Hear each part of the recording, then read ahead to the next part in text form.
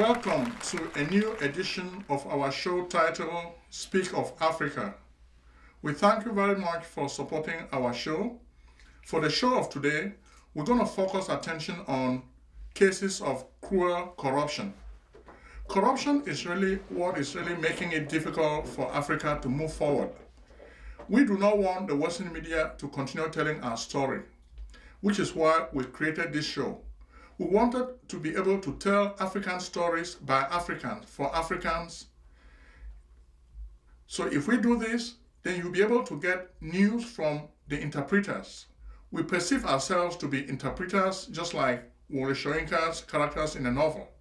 We want to interpret the news behind the news. We want you to really understand what is happening. We want to make sense with whatever is happening so that you can really benefit. For the show of today, we're going to start with Nigeria. There are many cases of corruption in Nigeria which are in the news of today, and we want to share these stories with you. The first story concerns Shell and ENI, two big companies, multinational oil corporations which are operating in the motherland. Recently, we heard the news that the lawyer for the government in the biggest oil corruption case in Nigeria has resigned.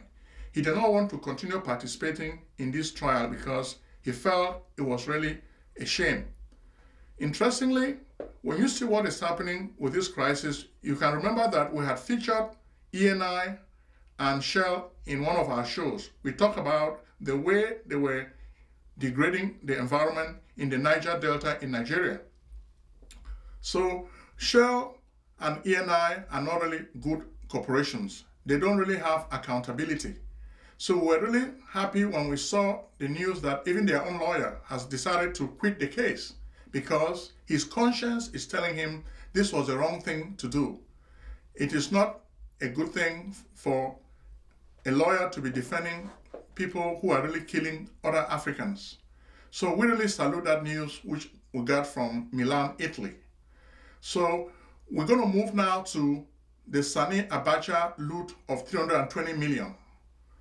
Last night, we saw the news that finally the Buhari regime is making plans to spend the loot that was recovered from Switzerland. Switzerland is like a paradise, and we're going to spend some time on this show to shed light on what is happening. Switzerland is a country in Western Europe. They pride themselves as a very big power in terms of banking. Interestingly, this country has been using banking secrecy laws as a way to hide money that is stolen from the African continent by dictators. The case of Sani Abacha, the former president of Nigeria, is a good example. After working very hard, the people of Nigeria were able to recover some of the money Abacha stole from the country. As a condition, it was said that the Buhari government should be able to create what they call cash transfer, conditional cash transfers, which is a mechanism where money is returned to a country so that the poor people of that country can benefit from this money. This is what is going on. But do we think Muhammad Buhari is going to use this money well? We doubt it, because there are so many examples of cash transfers which have not been well used. And we know that Muhammadu Buhari is running again for office for 2019. We suspect this money is going to be siphoned to oil the campaign machinery of the president. There are people in Nigeria who can really benefit from this money. If you were in a perfect world, this money could have gone to help the indigenous people of Biafra or the people of the Niger Delta who could have really benefited from such government largesse. But we suspect this money is going to be shared by Buhari's cronies. This money is not going to go down, it's not going to trickle down to the average Nigerian who is poor. Poverty is a serious problem in that part of the world. And we hope Mr. Buhari should know that we're watching him and we're going to see how this money is going to be used. We suspect a lot of this money is going to be siphoned into his campaign. So let's keep watching, because Mr. Buhari is not really a clean guy.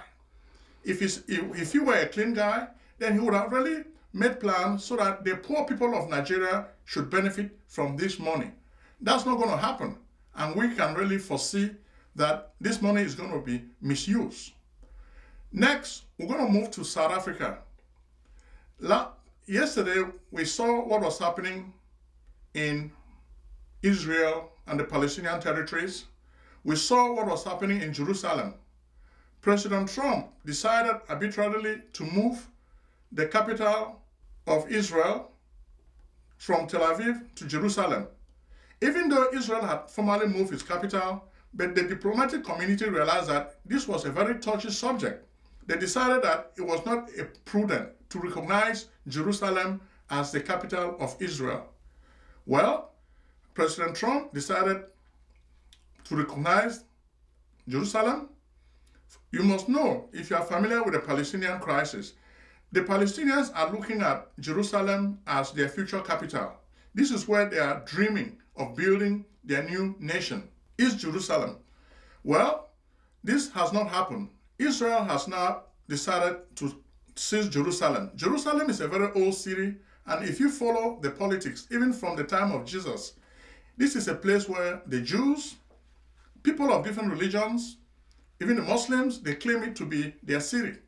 So if Israel unilaterally decides to take over this city, it has resulted in a lot of bloodshed.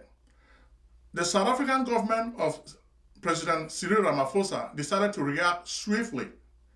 After it was announced that over 55 Palestinians lost their lives protesting against the announcement of Jerusalem as the new capital of Israel and America's recognition of this arrangement, most of these Palestinians started protesting.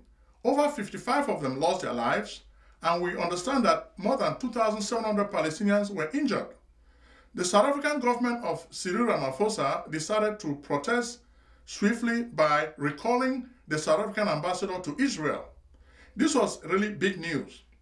Interestingly, while a patriotic government like the one of Cyril Ramaphosa decided to withdraw from Israel, some African countries such as Cameroon, Congo Democratic Republic, Nigeria, decided to attend this ceremony to show solidarity with Israel. They were doing this because they are pro-US governments. They are neo-colonial countries.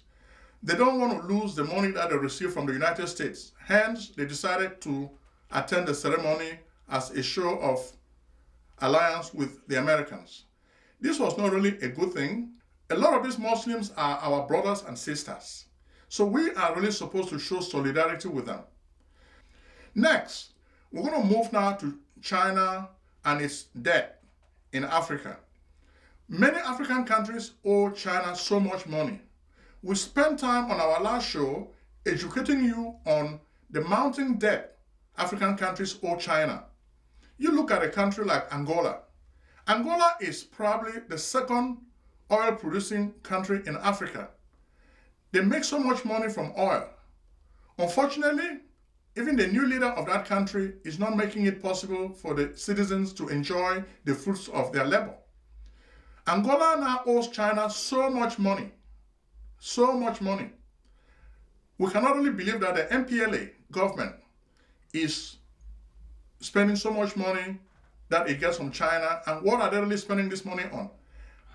They have spent so much money to a point that they have borrowed so much money from China that they have mortgaged their present and future oil revenue just on oil debt. The debt to China is so much, it's very, very big, it's massive. Oil prices have been plummeting, and now there's a liquidity crisis in Angola because Angola is not managing its resources well. We were complaining about the Dos Santos family, but we don't think the new leadership has really made any positive change in the right direction. Owing China so much money creates a lot of indebtedness, and it robs the country of their sovereignty. So Angola needs to think twice, okay? Angola needs to think twice because by borrowing so much money, they are making it impossible for their people to live freely, okay? Next, the problem with debt to China is not limited to Angola. We can even move to Kenya and we'll see that the same problem is happening. Kenya owes 55% of its external debt to China. In fact, when we look at some of the reports in the newspapers, it has been said that the debt to China really rivals the debt that most countries will owe to the World Bank. But singularly, China holds the notes for debt that Kenya owes China. So why is it that Uhuru Kenyatta, Mr. President, is spending so much money from China? It's not good. We need to learn to become more self-reliant. Borrowing and borrowing mortgages the future of our children. So it is the wrong thing to do. So we think Uhuru Kenyatta, Mr. President, is not really doing the right thing. So we think owing China too much money is negative. So this should really stop. We are asking Kenyans to think about it. Their president is borrowing so much money. Who is going to pay this money back? We don't know. It is putting future generations in debt already. You have children who are not yet born, but they're going to become debtors by default. They did not choose to be debtors, but their president has mortgaged the life of that country to China. So this is wrong. On a better note, we are looking at Ethiopia. We have covered Ethiopia many times on this show. In fact, when President Abiy Ahmed, the Prime Minister, took over the leadership of that country, we made comments about it. Ethiopia has decided now to join Ghana and Kenya in ratifying the African Continental Free Trade Area Agreement. This is something that is positive, and we salute the Prime Minister for doing this. The African Free Trade Area is a good arrangement. It will make it possible for more African countries to trade with each other. Africa is suffering today because it is not only trading with each other, much of that trade is with foreign countries which exploit them excessively. We are asking other countries to join Ethiopia in ratifying this great treaty because it is going to help the continent. The continent has probably the biggest landmass we can think about, so we need to have a good trading bloc which is large, just like the European community. Africans will never emerge from dependency on the West if they continue borrowing money and they cannot trade among themselves. Most of these Western powers do not really appreciate African products.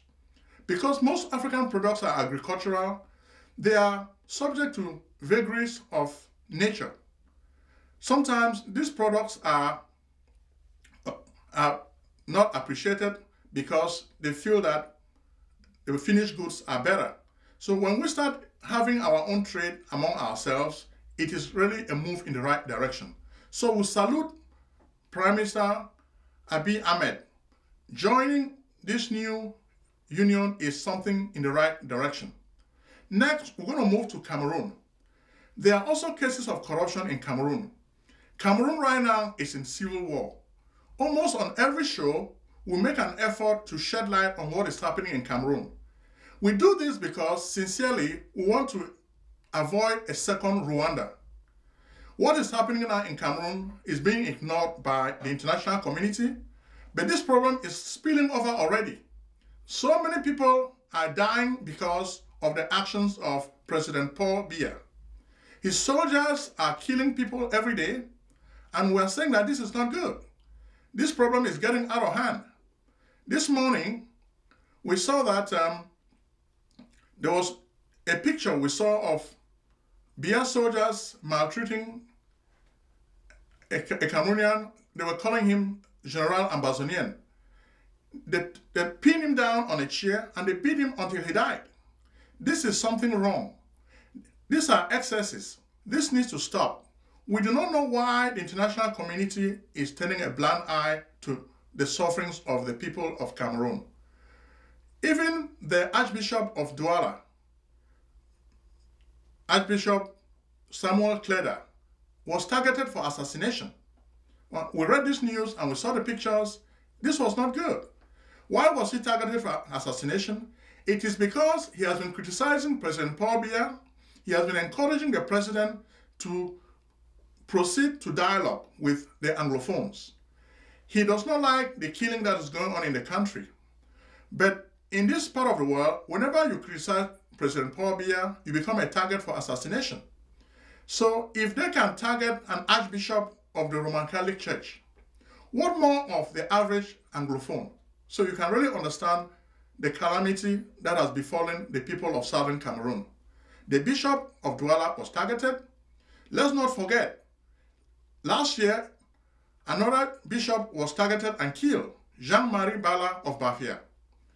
His body was presented in a make-believe situation. They wanted people to think that he committed suicide. It was a lie.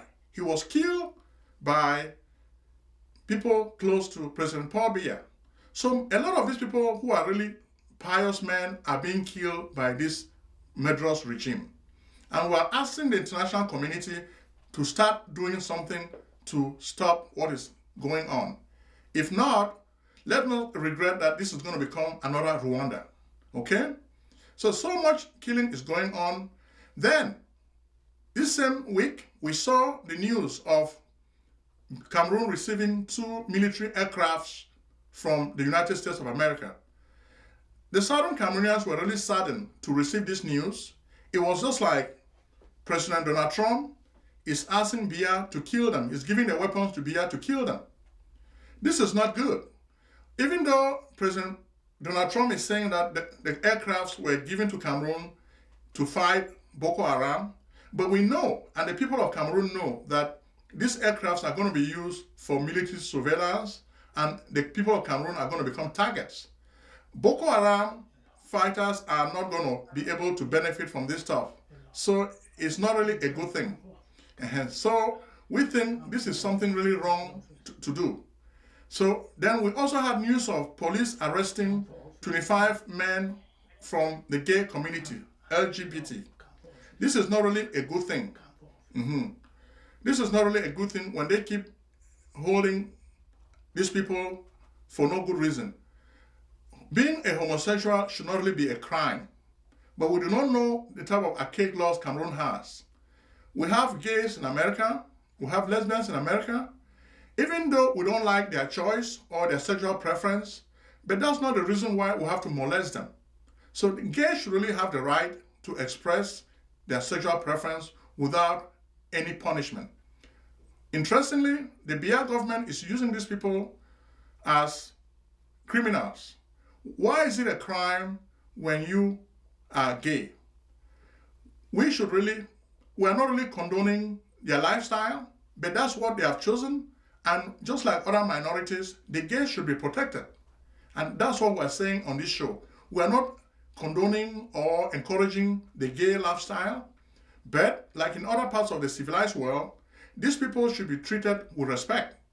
We cannot be maltreating people in the gay community. It's not good. It's wrong. And this is what we're saying to the world. Do not allow this government to continue molesting gay people. Even the lawyers who defend these gay people in court are threatened with abuse and murder. So this has to really stop. If this doesn't stop, then we're really encouraging the wrong thing. Because when you look at what is happening now in Cameroon, the Anglophones were described as 2 cubes of sugar. And the Biya government was thinking that they would dissolve like in coffee, in a cup of coffee. So far, they have not dissolved. The people are really fighting back, and we should understand that what is happening in Cameroon is just obeying Murphy's Law. Murphy's Law says that anything that can go wrong will go wrong. So let's really be careful, because if we are not careful, the situation is going to deteriorate even more. The 2 cubes of sugar, which is a reference to the Anglophones, are not dissolving.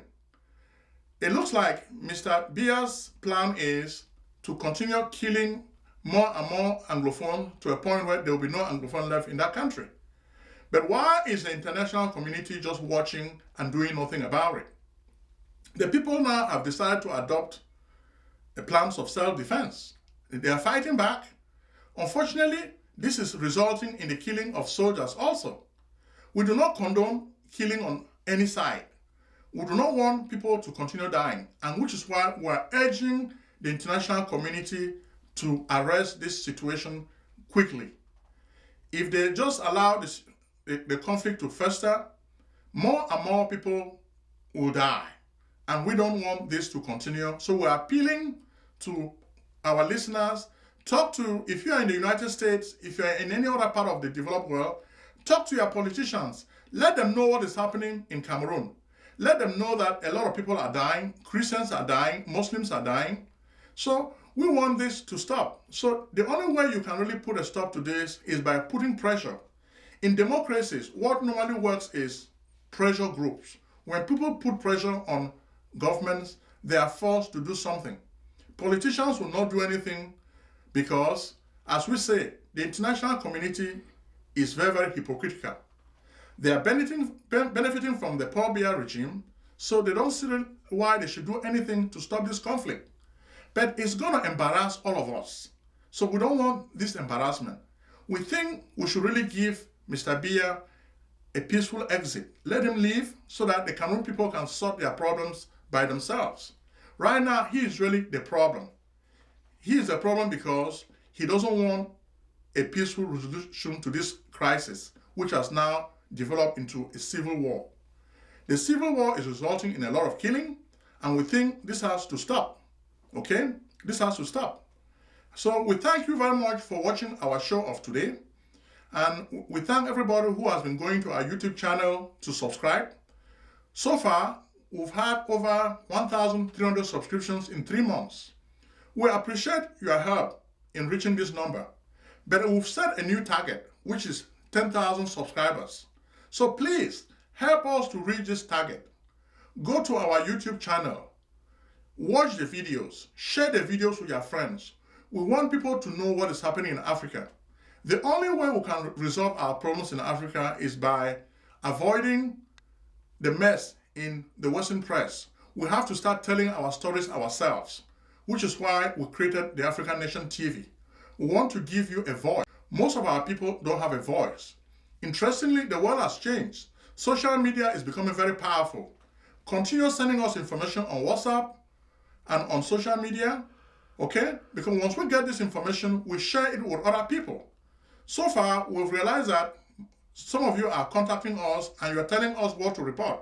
We like that and we want to continue reporting what you want. In order for us to do our job, do not just sit and watch. We don't want you to be passive. We want you to be active. Tell us what you want us to cover and we'll cover it. Whatever news is breaking out, contact us. We're on Facebook, we're on YouTube. Share this information with us and we'll share it with all Africans all over the world. If you can do this, then we'll be able to change Africa.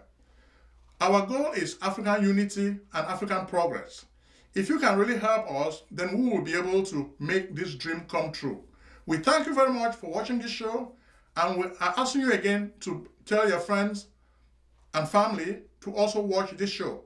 By watching this show, you are making it possible for us to realize a dream, the dream of a new Africa, the dream of an Africa that is moving forward. Thank you very much, and may God bless you.